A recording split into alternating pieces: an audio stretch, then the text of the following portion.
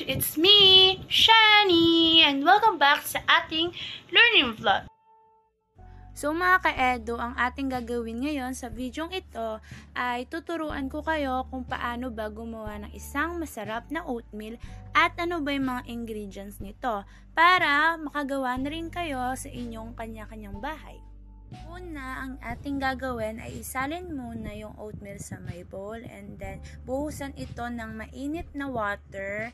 Pagkatapos nun ay halu-haluin natin ito.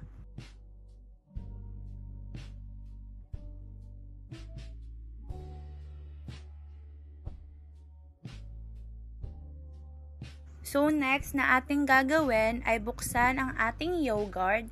And then, pag nabuksan na natin ang ating yogurt, pwede na natin itong isalin sa ating oatmeal.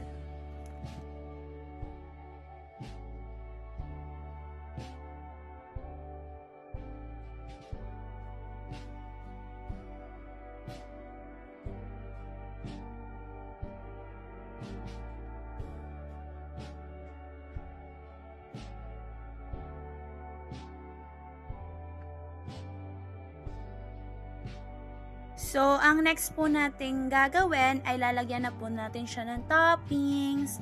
So, ang toppings po namin ay saging. Pero, pwede naman po kayong mag-toppings ng iba po pong prutas.